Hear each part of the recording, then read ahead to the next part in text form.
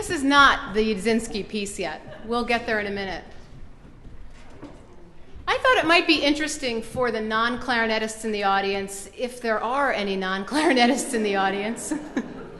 I thought it might be interesting for you to know some members of the clarinet family. When we all play together, it's very much like a choir. We have instruments that represent the high voices and instruments that represent the low voices. So I've asked a couple members of the Chicago Clarinet Ensemble to just speak a little bit about their particular instrument.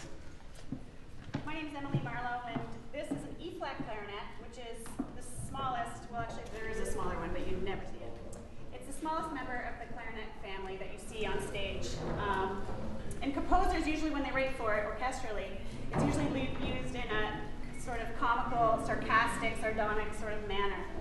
And it's not quite a very subtle instrument. I'll play a chromatic scale and then maybe a quick little excerpt just to give you a little quick demo.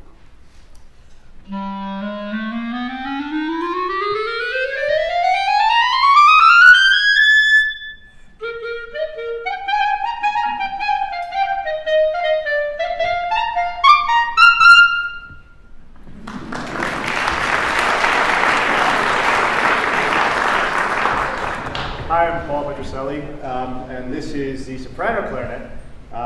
It's actually the one that's most commonly used, and you'll see a bunch of people playing it.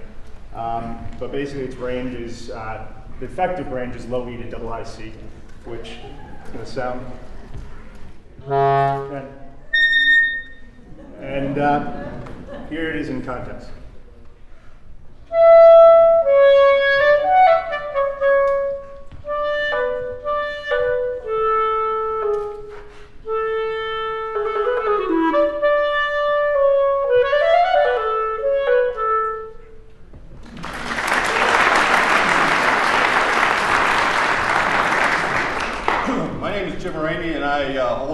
Play the basset horn, and it's the most difficult of all clarinets to play because it's kind of a hybrid. It dates from about Mozart's time, and the musicians around Mozart's time were interested in extending the B-flat clarinet, making it lower, because Mozart really liked the low notes on the clarinet, and so they came up with an instrument called the basset horn, meaning a low horn, and you can see the bell kind of like a horn, sort of, so we can play these extra low notes. The basset horn is used mostly in works of Mozart because he's in love with it, especially in his Requiem, because he thought it was so sad. And it has no ictus and no projection, and it's very difficult to play loud. I'll try to play as loud as I can.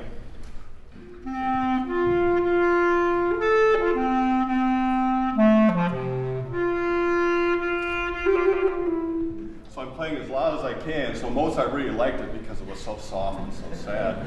And also the low notes he really liked. They're played with the thumb.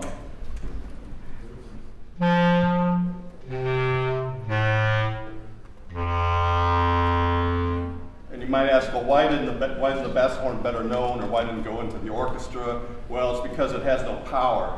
The bass clarinet and the clarinet are much more powerful and easier to play than the basset horn. It's very out of tune, and it's too long for the thickness of its walls and so forth, all these scientific explanations. So it's used very rarely.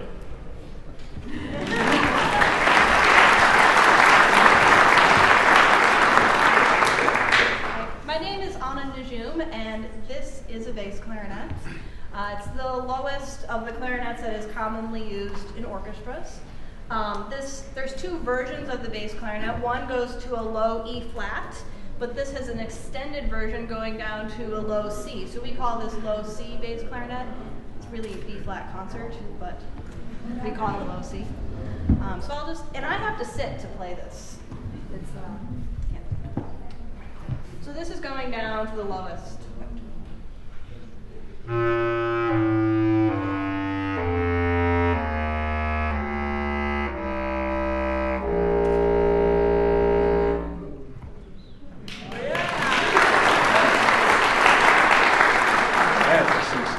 And as you can hear, it really does have a lot more power to the sound. So I'm going to play one quick excerpt that I think probably you all know. It's probably the most common thing you'll ever hear a bass clarinet play. It was used in the movie A Christmas Story. It was used by the Philip Morris Company in advertising their radio and TV shows that they promoted.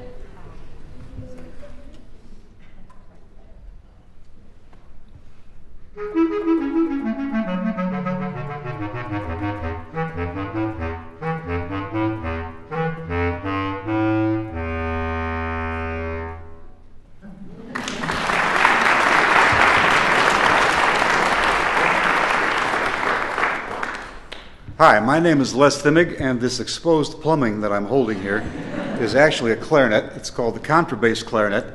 Contra, the Latin word for beyond, and bass, that's the bass. So this is the one that's beyond the bass. It's the lowest member of the family. It's worth mentioning that out of all the families of instruments, the clarinet family is the biggest. And I don't just mean ones that were tried and discarded. Every family has some of those. But we currently have that came out funny. But we currently have 11 members of the clarinet family that are in modern existence, that are played all the time and so on. And this is the bottom one. It's probably easiest to think of it as in terms of a piano. This goes right down to the bottom of the piano, the lowest B flat in the piano. And so that last note that Anna just ended on was, which sounds pretty low, but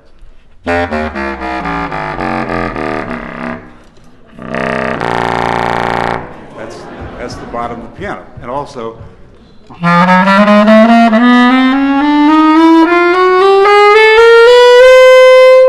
has quite a high register as well, which to my ear at least is a very beautiful register.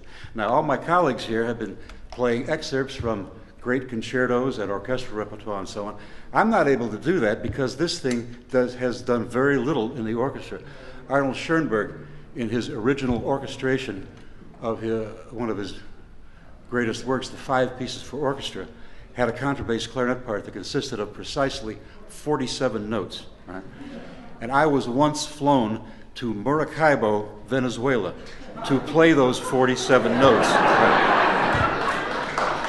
I had a great hotel. They wined me, they dined me. I played my 47 notes and came home and thought it was a dream. But so anyway, in place of a legitimate excerpt, just to give you an idea that super low instruments sometimes have the reputation for being kind of ploddy, and they can't move very well, and they kind of sound like they're stuck in the mud. But this instrument can play loud, it can play soft.